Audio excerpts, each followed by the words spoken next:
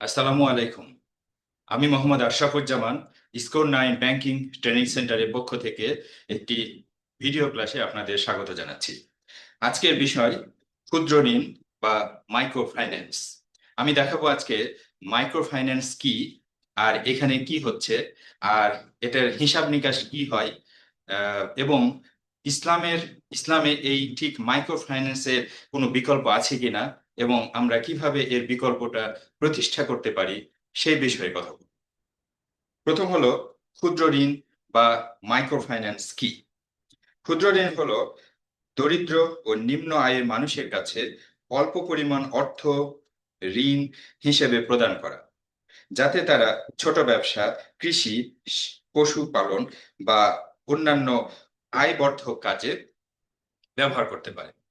এটা হলো আসলে ঋণ ভিত্তিক একটা প্রসেস, যেটা বড় বড় কারখানা বা কর্পোরেট ঋণ, তারপরে বড় লোন গুলো, সেখান থেকে আরো ক্ষুদ্র পর্যায়ে, তৃণমূল পর্যায়ে ঋণ দেওয়ার মাধ্যমে অর্থনৈতিকভাবে স্বাবলম্বী করা মানুষকে, এটাই হলো উদ্দেশ্য। কিন্তু এখানে ইসলামের সাথে সম্পর্ক হলো, এখানে ঋণ আছে এবং সুদ আছে, সুতরাং ইসলাম এটাকে সমর্থন করে না। তবুও আমরা ক্ষুদ্র ঋণের বিষয়টা বোঝার চেষ্টা করব, এই কারণে যে আমরা যে প্রকৃত ইসলামী ব্যাংকিং প্রতিষ্ঠা করার আন্দোলন করছি, সেইখানে যারা কর্মী হিসেবে কাজ করবে, যারা এখানে কর্মকর্তা হবে, তাদের এই বিষয়ে নলেজ থাকা দরকার, এবং এইখানকার হিসাব নিকাশ সম্পর্কেও পরিষ্কার ধারণা থাকা দরকার। কারণ আমরা বিকল্পতে যাব, বুঝে শুনে যাব। তো সুদ কিভাবে হিসাব করা হয় সেটাও একটা কিন্তু ইম্পর্টেন্ট বিষয় এই ক্ষুদ্র ঋণে। অতীতে বাংলাদেশের অধিকাংশ এমএফআই, মানে মাইক্রো ফাইন্যান্স ইনস্টিটিউশন গুলোতে ফ্ল্যাট রেট পদ্ধতিতে সুদ নির্ধারণ করা হতো। বর্তমানে micro credit regulatory authority MRA এর নির্দেশনা অনুযায়ী সুদ ডিক্লাইনিং ব্যালেন্স বা হ্রাসমান স্থিতির ভিত্তিতে হিসাব করা হয়, হিসাব করার কথা আর কি। তো বাংলাদেশ যেহেতু, সেহেতু এখানে আসলে কতখানি কথা, এবং গ্রাহকরা কতখানি সচেতন না, যতখানি তাদের হওয়া উচিত ছিল। তো সেই হিসাবে ফ্ল্যাট রেটটা খুবই সহজ, এবং এই যে এনজিওটা এই লোনটা দিচ্ছে তার জন্য খুবই বেশি লাভজনক। প্রায় দ্বিগুণ পরিমাণ উম, সে লাভ করতে পারে এই ফ্ল্যাট রেটে। কিন্তু ডিক্লাইনিং ব্যালেন্স রেট পদ্ধতিতে যদি হিসাব করা হয়, তাহলে সুদের বা ইন্টারেস্টের পরিমাণটা প্রায় অর্ধেকে নেমে আসে ফ্ল্যাট রেটের চেয়ে। মানে যেটা ফ্ল্যাট রেট, সেখানে কি হয়, মূল ঋণের ওপর পুরো সময় সুদ ধরা হতো। মূল ঋণ ধরেন 1 লাখ টাকা দেওয়া হলো, সেটার উপরই পুরো সুদ ধরে হিসাব করে আবার যত দিনের জন্য যত কিস্তিতে আপনি পরিশোধ করবেন, তত দিয়ে ভাগ করে হিসাব করা হতো। কিন্তু বর্তমান যেটা ডিক্লাইনিং ব্যালেন্স, যেটা করার কথা সেটা হলো যত মূলধন পরিশোধ হয় সেই মূলধনটা বাদ দিয়ে আহ, অবশিষ্ট টাকার উপর সুদ গণনা করা হয়। মানে প্রিন্সিপালটা, সরি, এটা মূলধন আসলে না, তো এখানে মূলধন আর বিনিয়োগের সাথে একটা সম্পর্ক থাকে। আহ তো এই মূলধন শব্দটা কিন্তু আসলে যারা এই সুদের ব্যবসা করছে, তারা এই এই শব্দটা চুরি করে নিয়েছে, ব্যবসা থেকে চুরি করে নিয়েছে, দিয়ে এটা ব্যবহার করছে আর মানুষকে ধোঁকা দিচ্ছে যে আমরা আমরাও ব্যবসা করছি। তো আমরা মূলধন ব্যবহার করব না, আমরা বলবো যে ওটা প্রিন্সিপাল বা আসল। আসল আর সুদ এইটার সাথে সম্পর্ক। তো এখানে আসল যত পরিশোধ হয়, অবশিষ্ট টাকার উপরে সুদ, অবশিষ্ট টাকার উপর সুদ গণনা হবে। যতটুক পরিশোধ হবে তা বাদ দিয়ে বাকি অংশের উপর সুদ গণনা করা হবে। এটাই হলো ডিক্লাইনিং ব্যালেন্স সিস্টেম। এখন কেন ফ্ল্যাট রেট সমালোচিত? ফ্ল্যাট রেটের সমস্যাটা কি? ফ্ল্যাট রেটের সুদ সবসময় মূল ঋণের বা অরিজিনাল প্রিন্সিপালের উপর গণনা করা হয়। যদি গ্রাহক কিস্তি দিয়ে আসল টাকা ধীরে ধীরে পরিশোধ করে ফেলেছেন, তবুও ওই মূল টাকা, প্রথম যে টাকাটা নিয়েছেন তার উপরই হিসাব চলমান থাকে। ধরেন আপনি 1 লক্ষ টাকার ঋণ নিয়েছেন, ফ্ল্যাট রেট রেট হলো 10%, মানে 1 বছরে 10%। তো 1 লাখের উপর আপনাকে দিতে হবে 10,000 টাকা। কিন্তু আপনি মাসে মাসে পরের মাস, যে মাসে নিয়েছেন পরের মাস থেকে কিস্তি দেওয়া শুরু করলেন। তাহলে এই এই যে যে টাকাটা আপনি পরিশোধ করতে যাচ্ছেন, সেই টাকা পরিশোধের উপর সুদ কমবে না, বরং আপনি টাকা দিতেই আছেন, কিন্তু ওই যে 10,000 টাকা, সেই 10,000 টাকায় এনজিওটি আদায় করে থাকে, যদি তারা ফ্ল্যাট রেটে হিসাব করে।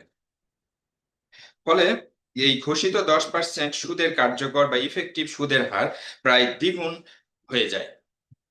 এখানে গুরুত্বপূর্ণ বিষয় হলো, পদ্ধতি পরিবর্তন হলেও ইসলামী শরীয়তের দৃষ্টিতে যদি ঋণের বিনিময়ে পূর্ব নির্ধারিত অতিরিক্ত অর্থ গ্রহণ করা হয়, তবে মূল শরিয়া প্রশ্নটি থেকে যায়, মানে এটা আসলে হারাম, সেটা হারামই থাকবে। যদিও আমি এই দুইটা রেটের মধ্যে আমি পার্থক্যটা আপনাদের বোঝাবো এই কারণে, বোঝার স্বার্থে, মানে এইটা এইটা আমাদেরকে বুঝে রাখলে কথা বলতে সুবিধা হবে যে ওখানে কি চলে, আর আমরা যে বিকল্প পদ্ধতির কথা বলছি যেটা ইসলাম বলছে, সেইটাতে প্রতিষ্ঠিত থাকতে আমাদের সুবিধা হবে, কারণ অন্য নলেজ গুলো, আমাদের চলমান যে নলেজ গুলো, সেটা আমাদের রাখতে হবে। তা আমরা উদাহরণস্বরূপ বলি যে এখানে পুরো এই যে 1 লাখ টাকা ঋণ নিচ্ছেন 10% সুদে, তাহলে শুরুতেই কিন্তু সুদের হিসাবটা হয়ে যাচ্ছে। ফলে 10,000 টাকা, 10% সুদে 1 লাখের ওপর 10,000 টাকা হয়। এই 10,000 টাকা সহকারে 1 লাখ, 1,10,000 টাকা সুদ যোগ আসল 1,10,000 টাকা হয়। আর এটা যদি 1 বছরের মধ্যে শোধ করতে হয়, তার মানে 12টা কিস্তি। এই 12টা কিস্তি 12 দিয়ে ভাগ করলে যা হয়, ধরেন 9,166 টাকা, এইটা আপনাকে দিতে থাকতে হবে। কিন্তু আপনি প্রথম যে 9,166 টাকা দিলেন, এইটার উপরে তো আর সুদ গণনা হওয়ার কথা না, কিন্তু ফ্ল্যাট রেটে এটাই হয়। তো আর ডিক্লাইনিং পদ্ধতিতে আপনি যে প্রথম যে টাকাটা দিলেন 9,166 টাকা ধরে নিলাম, তো সেইটা দেওয়ার পরে বাকি যেটা থাকবে তার উপরে আহ, সুদ গণনা হবে ওই 1 মাসের। এভাবে করে যে যতটুকু পরিশোধ হবে, বাকি যে টাকাটা থাকবে সেই টাকার ওপর ওই 1 মাসের সুদটা নেওয়া হবে। এটাই হলো ডিক্লাইনিং। এভাবে করে সুদের পরিমাণটা কমতে থাকবে, কারণ আপনি আসল পরিশোধ করছেন। তো আমি এই বোর্ডে দুইটার হিসাব নিকাশ আমি দেখাচ্ছি। প্রথমে ফ্ল্যাট রেটটা দেখেন। ফ্ল্যাট রেট প্রথমে আমি যে শর্তটা সেটা আমি বলে দিই। ঋণ 1 লক্ষ টাকা, সুদ 10% 1 বছরে, মাসিক কিস্তি 12, মানে 12 মাসে। তো ফ্ল্যাট রেট যদি হয় তাহলে সুদ কি হবে? এই 1 লাখের উপরে 10% সুদ, তাহলে এইটা হবে 10,000 টাকা। মোট পরিশোধ হবে এই 1 লক্ষ টাকা আর 10,000 টাকা যোগ করে 1,10,000 টাকা। এই 1,10,000-কে 12 দিয়ে ভাগ করলে হয় 9,166 টাকা। এইটা হলো আপনাকে প্রতি মাসে শোধ দিতে হবে, কিন্তু ফ্ল্যাট রেটে আপনি যে প্রথম 9,166 টাকা দিলেন, এটা কিন্তু আসল। এইটা পরিশোধ হওয়ার পরে বাকি যেটা থাকলো, সেই সেটার উপরই আসলে সুদ গণনা হওয়ার কথা, কিন্তু এই প্রথম যে 1 লক্ষ টাকা নিয়েছেন সব সময় এইটার উপরই আপনাকে সুদ দিতে হবে। এটাই হলো ফ্ল্যাট রেট। আর ডিক্লাইনিং ব্যালেন্সের যে রুলস অথবা সে যে সূত্র, ফর্মুলা, সেইটা আমি একটু দেখাচ্ছি। সেটা হলো ইএমআই ইকুয়াল মান্থলি ইনস্টলমেন্ট। এইটা এখানে সূত্রটা হলো p into r into 1 + r to the power n divided by 1 + r to the power n -1। এখানে পি মানে প্রিন্সিপাল, এই যে 1 লক্ষ টাকা, আর মানে রেট, এই রেট 10% না, মানে 1 মাসে রেট, কারণ কিস্তি 1 মাস, আহ, মাসে মাসে এবং 12টা কিস্তি। তো এই 10%-কে 12 দিয়ে ভাগ করলে যেটা হয় সেটা হলো আর। আর আর এন হলো এই টাইম, সেটা হলো এখানে 12। তো আমরা হিসাবটা বসাই। 1 লক্ষ টাকা গুণিত এই যে আর যেটা বললাম 10%-কে আপনি 12 দিয়ে যদি, 10% মানে 0.1, আর 0.1-কে 12 দিয়ে ভাগ করলে হয় 0.0083। এরপরে আরো সংখ্যা থাকে, আরো ভগ্নাংশ থাকে, সেটাকে বাদ দিয়ে দেওয়া হয়েছে, সংক্ষেপ করা হয়েছে। তারপরে 1 এই যে 1 + আর 1 + 0.0083 to the power n, 1 + 0.0083 to the power 12 -1। এইটা হিসাব নিকাশ করে দেখেন যে এই যে প্রথম এই 1 লক্ষ টাকার সাথে এই ভগ্নাংশটা আমি গুণ করলাম, তো এটা হলো 830। এরপরে এইটা 1.0083 টু দি পাওয়ার 12, আর নিচেও 1.0083 টু দি পাওয়ার 12 মাইনাস 1। এরপরে 830 ইন্টু এই যে 1.0083 টু দি পাওয়ার 12, এটা ক্যালকুলেটরে হিসাব করলে আসে 1.10427। এটা আরো আহ, সংখ্যা আছে দশমিকের পরে, কিন্তু ওগুলোকে বাদ দেওয়া হয়েছে। ডিভাইডেড বাই 1.10427 মাইনাস 1, এই যে মাইনাস 1। এরপরে মাইনাস 1 কেটে যাবে, এই নিচের অঙ্কটা সহজ। এরপরে এখানে থাকবে হলো 0.10427, আর উপরে এই যে 830 ইন্টু 1.10427 ইজ ইকুয়াল টু 916.54। তো 916.54 কে 0.10427 দিয়ে ভাগ করলে হয় 8790.10, মানে 8790 টাকা 10 পয়সা। কিন্তু এখানে কত দিতে হয়েছে? 9166 টাকা। তাহলে আমরা একটু হিসাব করি যে এখানে কত টাকা দিতে হচ্ছে, মানে এই যে ডিক্লাইনিং ব্যালেন্স সিস্টেমে ইন্টারেস্টটা কত। আমরা এটাকে এই যে 8790 টাকা 10 পয়সাকে 12 দিয়ে যদি গুণ করি, তাহলে আমাকে দিতে হচ্ছে 1,05,481 টাকা 20 পয়সা।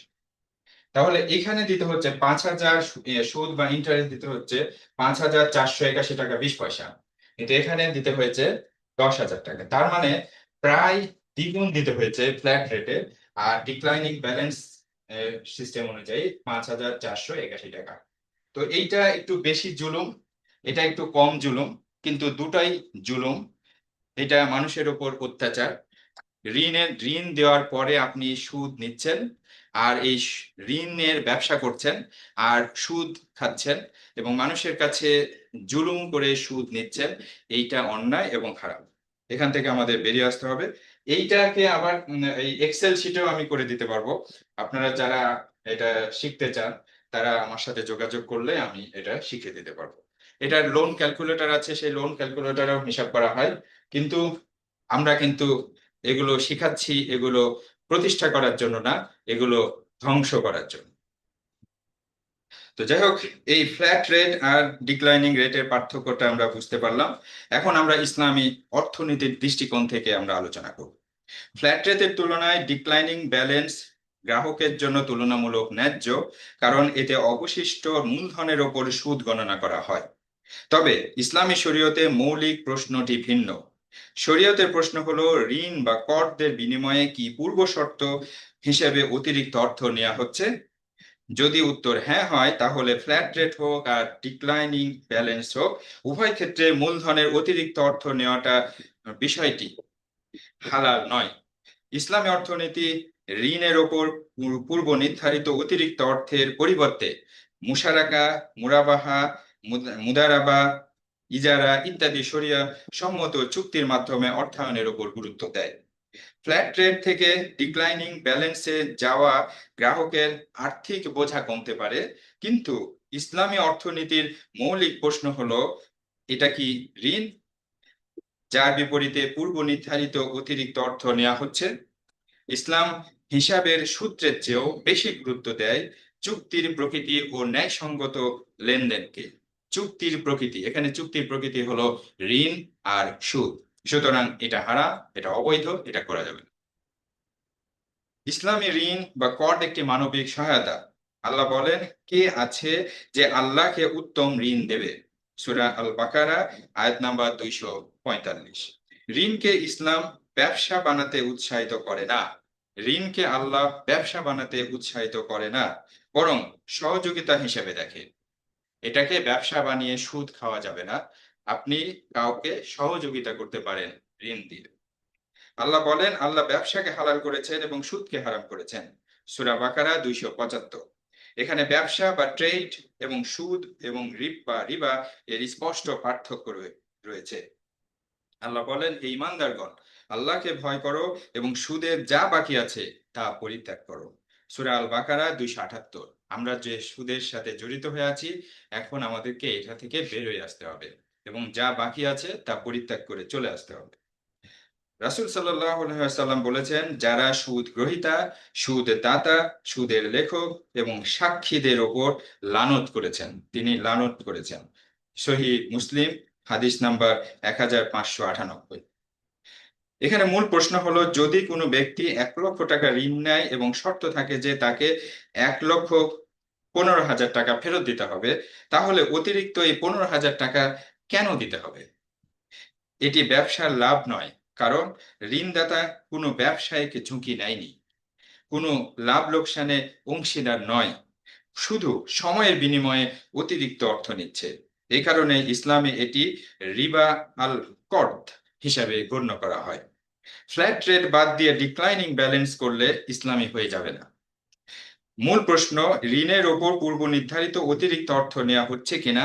যদি হয়, তাহলে ফ্ল্যাট রেট হোক বা ডিক্লাইনিং ব্যালেন্স হোক, উভয় ক্ষেত্রেই ঋণের ওপর অতিরিক্ত ধার্য করা হচ্ছে। সুতরাং এই দুটোই ক্ষেত্রেই এটা সুদ এবং এটা হারাম। অতএব শরিয়া আলোচনার কেন্দ্রবিন্দু হলো ঋণের বিনিময়ে অতিরিক্ত অর্থ, শুধু হিসাবের সূত্র নয়। ইসলাম ঋণের পরিবর্তে অংশীদারিত্ব ভিত্তিক অর্থায়নকে উৎসাহিত করে, যেমন মুদারাবা। এখানে মূলধন দেবেন একজন, অন্যজন শ্রম দেবেন, লাভ হবে পূর্ব নির্ধারিত অনুপাতে। লোকসান হলে মূলধনের ক্ষতি বহন করবেন বিনিয়োগকারী, যদি ব্যবস্থাপকের অবহেলা না থাকে। মুশারাকা করতে পারেন, দুই পক্ষই মূলধন দেবেন এবং শ্রমও দিতে পারেন, এবং লাভ চুক্তি অনুযায়ী ভাগ হবে। লোকসান মূলধনের অনুপাতে হবে। আমাদের করণীয় কি? ঋণের প্রকৃতি বুঝে সিদ্ধান্ত নেওয়া। মানে ঋণের যদি আমরা বুঝতে পারি এটা ঋণ, তাহলে ওখান থেকে বেরোয় আসতে হবে। ব্যবসার ঝুঁকি ভাগাভাগি নীতি গ্রহণ করা। ব্যবসার ঝুঁকি ভাগাভাগি, ঝুঁকিটা ভাগাভাগি করে নিতে হবে। ঋণে কিন্তু ঝুঁকি ভাগাভাগি হয় না, ঝুঁকি স্থানান্তর হয়, মানে রিস্ক ট্রান্সফার হয়, রিস্ক শেয়ারিং হয় না। সুদ ভিত্তিক ঋণের পরিবর্তে শরিয়া সম্মত অর্থায়নের ব্যবস্থা গড়ে তুলতে হবে। ইসলামী অর্থনীতির প্রকৃত চেতনাকে সমাজে প্রতিষ্ঠা করতে হবে। এনজিও ও মাইক্রোফাইন্যান্স ইনস্টিটিউশন এর আর একটি বিষয় আছে, সেটা হলো সঞ্চয় সমন্বয়। ক্ষুদ্র ঋণ প্রতিষ্ঠানগুলোর সিস্টেমে ঋণের পাশাপাশি সদস্যদের বাধ্যতামূলক সঞ্চয়েরও হিসাব রাখতে হয়, মানে সঞ্চয় হিসাব রাখতে হয়, যাতে সঞ্চয় এবং ঋণের মধ্যে সমন্বয় করা যায়। এখানেও fractional reserve banking policy apply করে অতিরিক্ত ঋণ প্রদান করা হয়ে থাকে। ইসলামী অর্থনীতির দৃষ্টিতে যদি ঋণের চুক্তিতে পূর্ব নির্ধারিত অতিরিক্ত অর্থ প্রদান বাধ্যতামূলক হয়, তবে কোরআন ও সহিহ হাদিসের আলোকে তা রিবার আওতায় পড়ে। তাই মুসলিম সমাজের জন্য এমন অর্থ ব্যবস্থা গড়ে তোলা জরুরি, যেখানে অর্থায়ন হবে অংশীদারিত্ব, প্রকৃত বাণিজ্য, সম্পদ সমর্থিত লেনদেন এবং ঝুঁকি ভাগাভাগির ভিত্তিতে, কেবল সময়ের বিনিময়ে অর্থ বৃদ্ধির ভিত্তিতে নয়। ইসলাম সুদের পরিবর্তে ন্যায্য অংশীদারিত্ব, বাস্তব বাণিজ্য এবং ঝুঁকি ভাগাভাগির অর্থনীতির আহ্বান জানায়। আমরা প্রকৃত ইসলামী ব্যাংকিং প্রতিষ্ঠা করার আন্দোলন করছি। আশা করি আপনিও জেনে বুঝে এই আন্দোলনে শরীক হবেন। আসসালামু আলাইকুম।